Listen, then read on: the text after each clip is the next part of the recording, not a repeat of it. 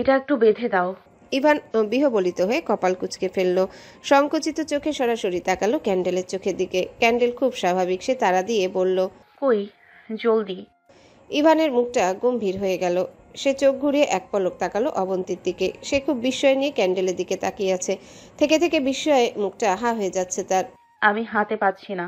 বিরক্ত হবার ভান ধরে বলল ক্যান্ডেল। ইভান শক্ত চোখে ফিরে তাকালো আয়নায় ক্যান্ডেলের দিকে। ক্যান্ডেল ভয় তো পেল না, বরং মিচকি মিচকি হাসতে লাগলো। চুলগুলো হাত খোপা করতে করতে আরেকবার বলল, কি হলো, বাঁধো। ইভান টান টান চাহনিতে চাইল। অগত্যা পেছন থেকে ক্যান্ডেলের কাছাকাছি এসে দাঁড়ালো। প্রায় সাথে সাথে মিষ্টি একটা ঘ্রাণে নাকে এসে লাগলো। শরীরে শিহরণ বয়ে গেল। মেয়েটার অপার্থিব চোখ দাদানো সৌন্দর্যে খুব আকর্ষণ অনুভূতি হলো হঠাৎই। একরাশ মাদকতা এসে ভিড় করলো মন মস্তিষ্কে। কাছে পাওয়ার অভিপ্রায় তীব্র হলো, তবুও নিজেকে শান্ত করলো ইভান। মনের অভিপ্রায়কে জোরপূর্বক ধামাচাপা দিল, কারণ পিছনে বিছানার উপরে পিচ্চি মেয়েটা বসে আছে, যার জন্য এত সব ভদ্রতা বজায় রাখা। ইভান চোখ নামিয়ে ফিতেটা বাঁধতে বাঁধতে নিচু তবে গাঢ় কণ্ঠে বলল, এসব কেন পড়েছো তুমি? কেন, বেডরুমে নাকি সবাই এলো? অবাক হবার ভান ধরল ক্যান্ডেল।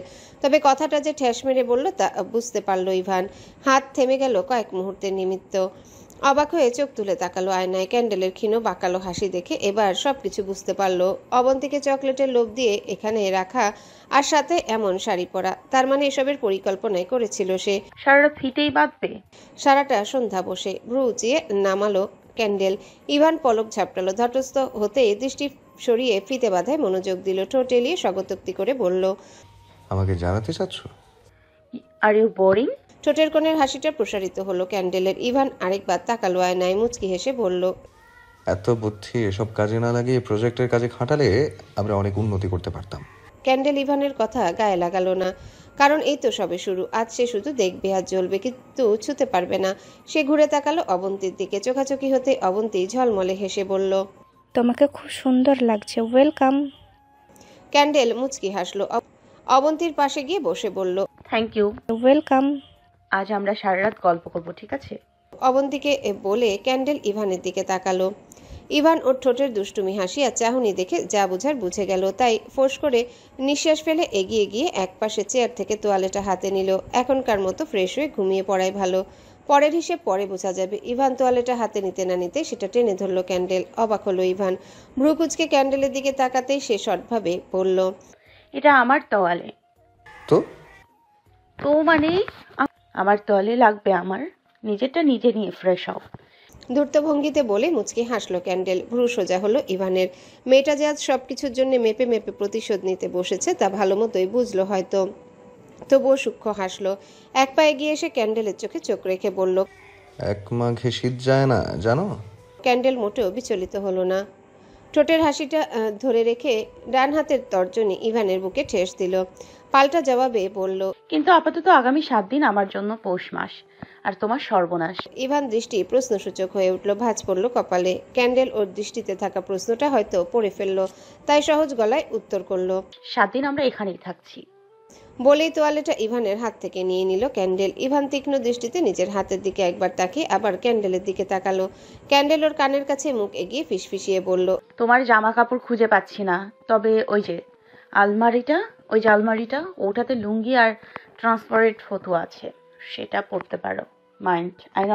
I want mind. তবে অবন্তী না থাকলে বলতাম, কিছুই পরার দরকার নেই, আমি আর তুমিই তো। বলে চোখ টিপ মেরে ফিচেলভাবে একগাল হাসলো ক্যান্ডেল। ভ্রু কুচকে ফেললো ইভান। গম্ভীর মুখখানায় গমগমে ভাবটা বাড়ল। তবে এতে ক্যান্ডেলের হাসি বই আর কিছু পেল না। অবশেষে ওকে জব্দ করার ইচ্ছেটা মন মতো পূরণ হচ্ছে বলে কথা।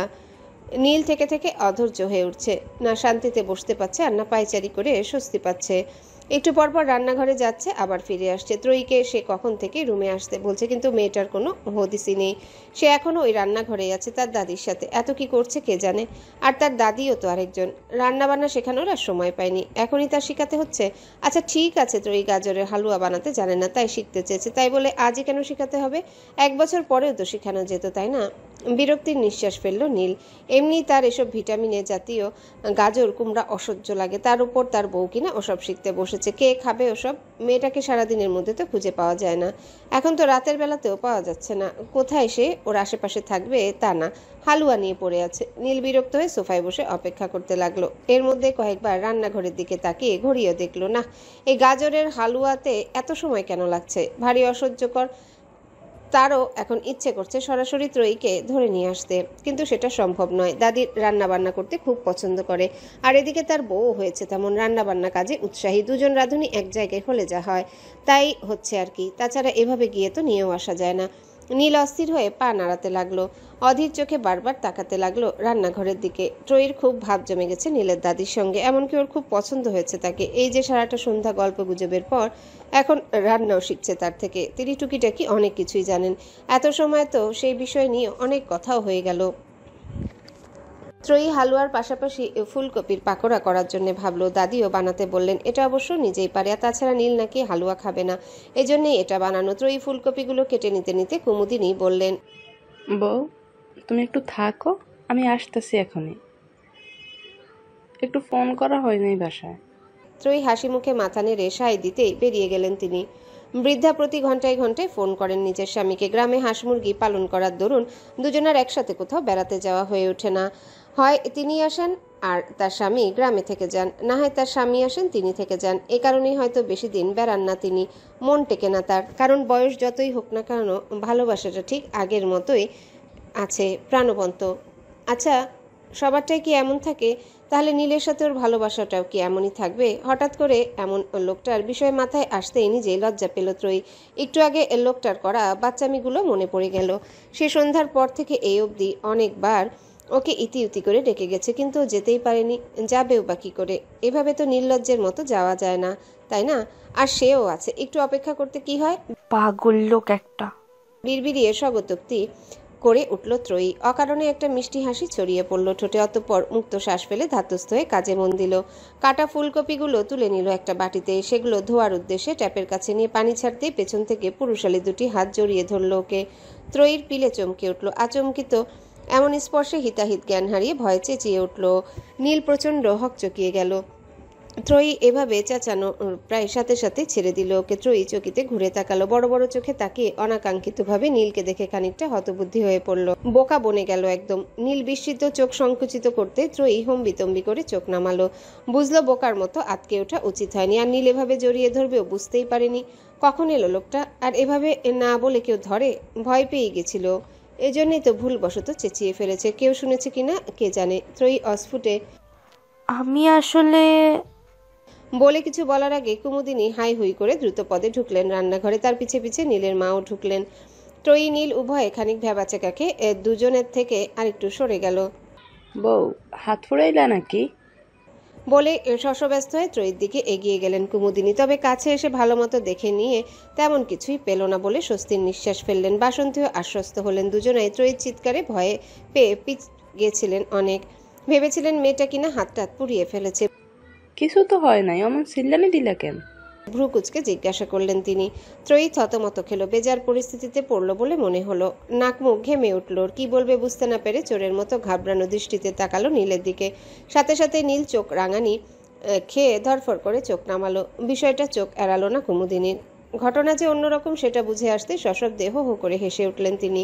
বাসন্তী ভ্রু কুচকে ফেললেন। তিনি এখনো বুঝতে পারেননি বিষয়টা।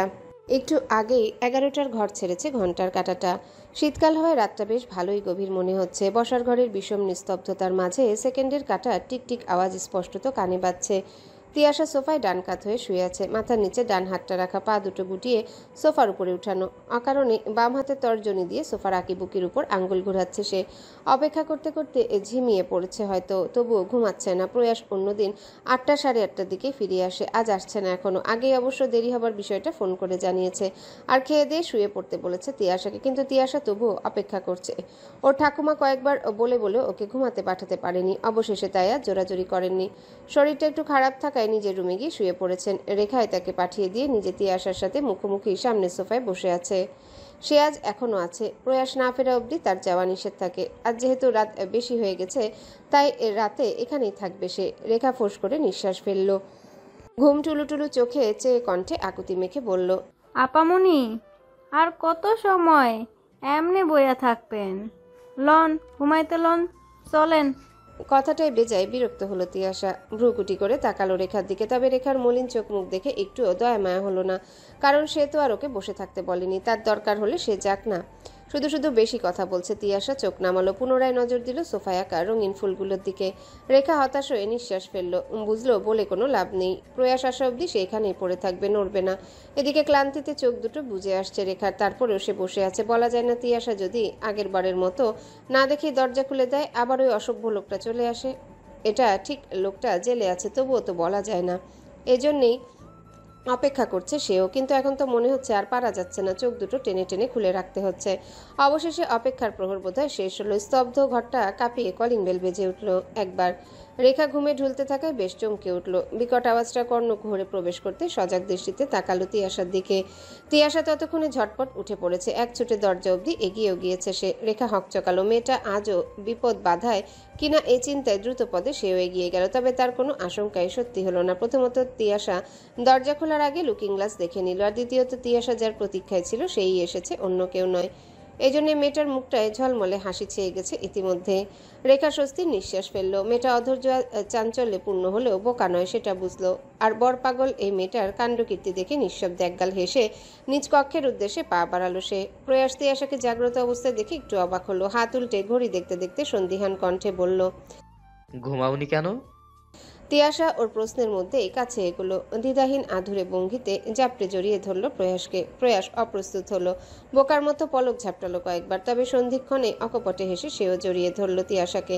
মেয়েটাকে সারাদিনের মধ্যে অসম্ভব মিস করে সে। দিনের শেষে মুখটা না দেখা অবধি, বুকে না নেওয়া অবধি শান্তি মেলে না।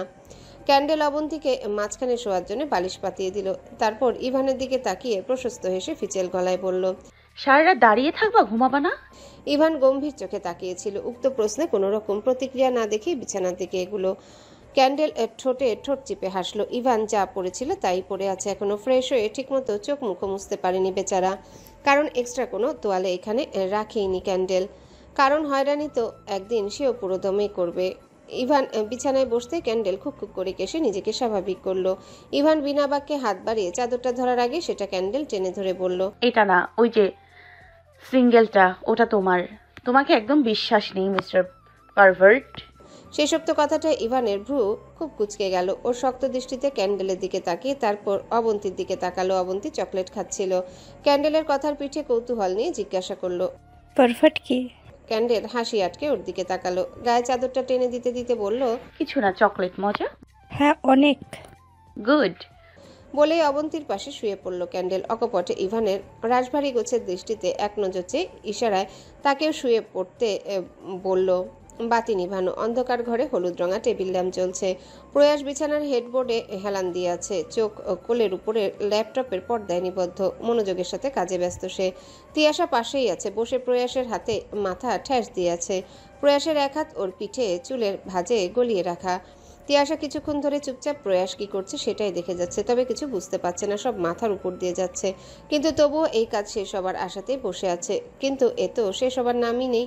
তিয়াশা তৃষ্ণায় পূর্ণ চোখ দুটো স্ক্রিন থেকে সরিয়ে তাকালো প্রয়াসের মুখের দিকে। প্রয়াস হয়তো টের পেল চাহনি, এক পলক তাকে ফেল ল্যাপটপের পর্দায় মনোযোগ দিল। মৃদু হেসে বলল, আমার একটু দেরি হবে, তুমি শুয়ে পড়ো, রাত জেগো না। বলতে বলতে হাত আলগা করলো প্রয়াস। না তাকিয়ে পাশের বালিশে হাত রেখে শুয়ে পড়তে ইশারা করলো, কিন্তু তিয়াশা শুয়ে পড়ল না। নড়ে চড়ে প্রয়াসের কাজ ঘেঁষে ঘনিষ্ঠতার পরিমাণ বাড়ালো। প্রয়াসের বুকের কাছে শার্টটা মুঠোয় চেপে ধরে বুকের সাথে মিশলো। প্রয়াস ভ্রু কুঞ্চিত করলো। তিয়াশার অদ্ভুত ব্যবহার স্ক্রিন থেকে চোখ সরিয়ে প্রশ্নসূচক পূর্ণ দৃষ্টিতে তাকালো তিয়াশার দিকে। চোখাচোখি হলো। মুহূর্তেই মেয়েটার একান্ত দৃষ্টি নজরে এলো ওর। তিয়াশার ঠোঁটের ভাঁজে লাজুক হাসিতে কাছে চাওয়ার তীব্র আহুতি সুস্পষ্টভাবে টের পেতে অবাক হলো অনেকটা। আকাশসম বিস্ময়ে হতভম্ব হয়ে পড়ল। তিয়াশা আর একটু নিবিড় হলো। প্রয়াসের বিস্ময় বাড়িয়ে দিয়ে বাসনাপূর্ণ দৃষ্টিতে তাকালো। প্রয়াসের অবাক ভাবটা বাড়ল। মেয়েটা এমন আকাঙ্ক্ষাপূর্ণ মনোভাবে ঠোঁটে প্রশ্রয়ের মুচকি হাসি ফুটল। তবুও শুধুমাত্র মেয়েটাকে একটু জ্বালানোর জন্য সব বুঝেও না বুঝার ভান করে ফের ল্যাপটপের দিকে তাকালো সে। ঠোঁটে হাসিটা যথাসাধ্য লুকানোর চেষ্টা করে বলল, আমার তো দেরি হবে, তুমি না হয় ঘুমিয়ে পড়ো, জেগে আছো কেন? প্রয়াসের এমন কথায় ঠোঁটের লাজুক হাসিটা কেমন মিইয়ে গেল তিয়াসের। প্রয়াসকে ফের ল্যাপটপের নজরবন্দি করতে দেখে আষাঢ়ে নিকশ কালো মেঘের মতো হয়ে পড়ল। ও হাতের মুঠোর শার্টটা আরো চেপে ধরল যাতে প্রয়াস ওর দিকে ফিরে তাকায়। প্রয়াস বুঝলো ঠিকই, তারপরেও ইচ্ছে করে ফিরল না। ঠোঁট কামড়ে হাসি আটকে আর চোখে একবার তাকালো তিয়াশার দিকে। তিয়াশা ক্ষুব্ধ হয়ে ঠোঁট ফুলিয়ে ফেলেছে ইতিমধ্যে। চোখের দৃষ্টি অসহ্য রকমের অভিমানে পূর্ণ। প্রয়াস প্রশস্ত অধরে হেসে ফেলল। ল্যাপটপটা কোল থেকে নামিয়ে রেখে দুহাতে আষ্টে পৃষ্ঠে জড়িয়ে ধরল তিয়াশাকে। তিয়াশা ভ্রু কুটি করে তাকাতেই দুষ্টু ছলে বলল, আমি তো তোমাকে বাচ্চা মেয়ে ভেবেছিলাম, কিন্তু তুমি তো মোটেও বাচ্চা না। ভোরের পাখির কলতানে কারো বাহুডোরে ঘুম ভাঙল ক্যান্ডেলের। আস্তে ধীরে চোখ মেলাতে না মেলাতেই বিস্মিত হয়ে পড়ল সে। তড়িঘড়ি করে মুখ তুলে তাকালো পুরুষটির দিকে। ফিচেল একজোড়া চোখের সাথে চোখাচোখি হলো। অমনি চমকালো, অবাক ভাবটা বাড়ল। ইভানের এতটা সান্নিধ্যে নিজেকে আবিষ্কার করে ভ্যাবাচেকা খেয়ে গেল। মাঝখানে না অবন্তী ছিল, গেল কোথায়? আরও কখন এলো এখানে? তুমি? আমতা আমতা করতে করতে ওর উপর ঝুঁকলো ইভান। ক্যান্ডেল হড়বড়িয়ে গেল। চকিতে অপর পাশে চোখ বুলিয়ে নিতেই মুখটা হা হয়ে গেল। অবন্তী নেই, জায়গাটা ফাঁকা পড়ে আছে একদম। কিন্তু কিভাবে? অগাধ বিস্ময় নিয়ে চোখ ফিরিয়ে তাকালো ইভানের দিকে। বিশাল চোখে চেয়ে জিজ্ঞাসা করলো, অবন্তীকে কি করেছো তুমি? ও কোথায়? উত্তর এলো না, কারণ সে এখন খুব ব্যস্ত, গভীর স্পর্শে মত্ত, পরিশিষ্ট। আপনাকে না আমি বললাম এভাবে আসবেন না, তাও সবাই কি মনে করে? লজ্জার সাথে কপট রাগে চোখ পাকালো ত্রয়ী। কপাল কুঁচকে এসেছে তার। সদ্য রান্নাঘর থেকে বের হয়ে আসায় ঘেমে আছে লালচে মুখটা। নীল গভীর চোখে তাকিয়ে দেখলো ওকে, তারপর কাছে এগিয়ে এসে ওকে নিজের সাথে জড়িয়ে নিতে নিতে ঘোর লাগা কণ্ঠে বলল, কি মনে করে? ত্রয়ী হালকা কেঁপে উঠল। রাগ রাগ দেখাতে চেয়েও আর পারল না। তাছাড়া কিছু বলে লাভও নেই। হাজারবার বলা হয়েছে ইতিমধ্যে। লোকটা শুনলে তো রোজ রোজ তার ভর দুপুরের সময় বাসায় আসা লাগবে। আর তারপর এই যে এইসব। আর এদিকে সবাই সব বুঝে যায় না, তখন লজ্জায় তো ওকেই একমাত্র পড়তে হয়, তাই না? আমি না আসলে খুশি হও? কানের কাছে অধর ছুঁয়ে নিমজ্জিত স্বরে জিজ্ঞাসা করলো নীল। ত্রয়ী শিহরিত হলো, চোখ বুজে ফেললো অকপটে। সমস্বরে আবারও জিজ্ঞাসা করলো সে। ত্রয়ী ঢোক গিলল। ঝুপ করে নীলের বুকের মধ্যে মুখ গুজে লাজুক ভঙ্গিতে নাসূচক মাথা নাড়ল সে। ক্যান্ডেল থেকে থেকে রাগে দাঁতকির মিলিয়ে উঠছে। রাগে দুঃখে সবকিছু ভাঙতে মন চাইছে ওর। ইভানের সাথে আবারও ঝগড়া করেছে সে। সেই সূত্র ধরে গোটা দিনটায় তার সাথে মোটেও কথা বলেনি। এতে যে ইভানের কিছু গেছে এসেছে তা মনে হচ্ছে না। সে তো বিন্দাস আছে, সবসময় যেমন থাকে। মূলত কোনো ঝামেলা হলে ক্যান্ডেলেরই সবসময় আগ বাড়িয়ে আসা লাগে। এমনটাই হয়ে আসছে 1 বছর ধরে। অবশ্য দোষটাও তারই থাকে, কিন্তু তাতে কি? পারভারটাও তো নির্দোষ থাকে না পুরোপুরি, তার অল্প হলেও দোষ থাকে। এজন্যই রুম চেঞ্জ করেছে ক্যান্ডেল। নিজেদের বেডরুম ছেড়ে পাশের গেস্ট রুমে থাকবে বলে ঠিক করেছে। ভুলেও মুখ ফসকে হলেও একটা টু শব্দ করেও তার সাথে কথা বলেনি সারাদিনে।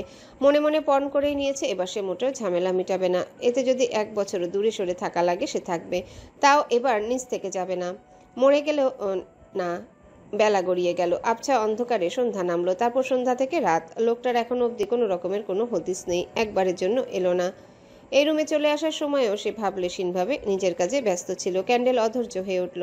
একই সাথে ক্ষোভে জ্বলতে লাগলো। অভিমানী মনে নানা রকমের প্রশ্ন জাগতে লাগলো। তবে একটা প্রশ্ন এসে সে থমকে গেল। বিয়ের পর সময় গড়ানোর সাথে সাথে ভালোবাসা কমে যায়, সত্যি কি তাই নাকি না? এমন হলে সারা জীবন একসাথে কিভাবে থাকবে? ভেতরে ভেতরে ভয় ঢুকে গেল ওর। অস্থিরতায় গলা শুকিয়ে কাঠ হয়ে গেল। তবে পর মুহূর্তে আবার নিজেকে ধাতস্থ করলো ক্যান্ডেল। ইভান তো আগে থেকেই এমন কাঠখোট্টা, তাই না? কোনো কিছুতেই তার কিছু যায় আসে না, কিন্তু তবুও ক্যান্ডেল ফোঁস করে দীর্ঘশ্বাস ফেলল। চোখটা কেমন ভিজে আসছে, বিষাদময় লাগছে সবকিছু। আর ভাবতে ভালো লাগছে না। নিস্তব্ধ রাত্রিটা কেমন দীর্ঘ মনে হচ্ছে। ও ঘাড় ঘুরালো। মনের মধ্যে সুপ্ত উদ্দেশ্যে একবার তাকালো দরজার দিকে। তবে সেটা আগের মতোই বন্ধ দেখে আশা ছাড়লো। হতাশ হয়ে নিঃশ্বাস ফেলে গায়ের চাদরটা টেনে টুনে নিয়ে চোখ বুঝলো। নিমিলিত চোখের কোণ বেয়ে 1 ফোঁটা জল গড়াতে নিজের উপর নিজে বিরক্ত হলো ক্যান্ডেল। জোরপূর্বক চোখ বুজে রেখে ঘুমানোর চেষ্টা চালালো। ঘড়ির কাঁটা মধ্যরাতের ঘর পেরুলে একটু ঘুম ধরা দিল চোখে। ঝিমিয়ে পড়ল মস্তিষ্ক, কিন্তু পুরোপুরি ঘুমের রাজ্যে তলানোর আগেই একটা বলিষ্ঠ হাতে পেছন থেকে জড়িয়ে ধরল ওকে। হালকা চমকে উঠল। ঘুম উবে গেল এক নিমিষেই। সন্দিহান দৃষ্টিতে চট করে ঘাড় ফিরাতেই খোলা কাচের জানালা দিয়ে আসা চন্দ্রশোভায় পুরুষ অবয়বটি স্পষ্ট বোঝা গেল, যে কিনা ওর ঘাড়ের মধ্যে মুখ গুজে দিয়েছে। তত সময়ে ভরাট গলায় বলে উঠেছে, রুম হিটারটা কি তুমি নষ্ট করেছো? এত ঠান্ডা বেডরুমে। ক্যান্ডেল চোখ পিটপিটালো। ভালো লাগায় মনের আনাজ কানাজ পূর্ণ হবার আগে উক্ত প্রশ্নের মর্মার্থ বুঝে মেজাজ খিচড়ে গেল। রুম হিটারের দোহাই দিচ্ছে অসভ্য একটা। জোরপূর্বক ইভানের হাতটা সরিয়ে দিল ক্যান্ডেল। নড়ে চড়ে সরে সামনে এগিয়ে গেল। দাঁতে দাঁত চিপে বলল, এসব করে পার পেয়ে যাবো ভাবছো? Better luck next time. এসবে মোটেও কাজ হবে না। ইভানও সূক্ষ্মভাবে হেসে এগিয়ে এলো।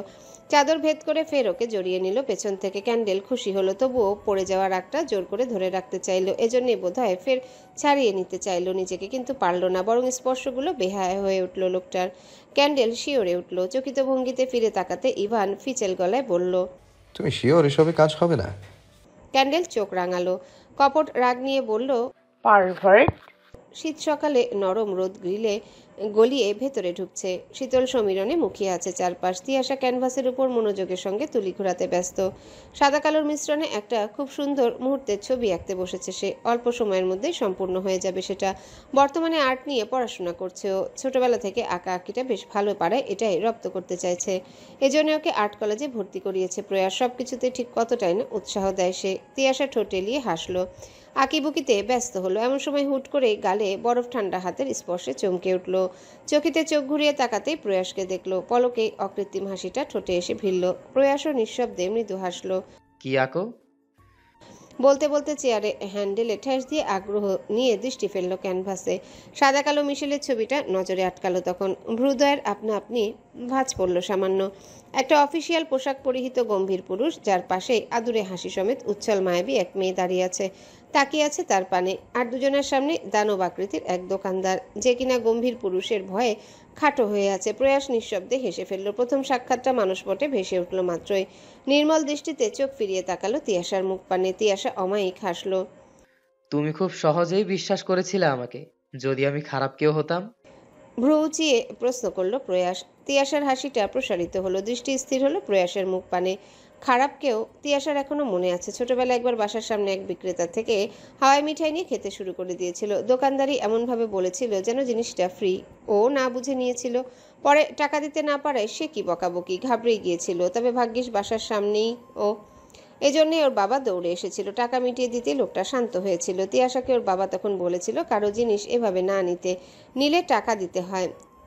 ও বুঝেছিল, তবুও একই কাজ দ্বিতীয়বার আবার করে ফেলেছিল সেদিন। খুব খিদে পেয়েছিল কিনা, আর এতে ওই দোকানদারটা খুব চেঁচামেচি শুরু করেছিল। তখন কি ভয়টাই না পেয়ে গেছিল, থরথর করে কাঁপছিল। বাবার কথাও খুব মনে পড়ছিল।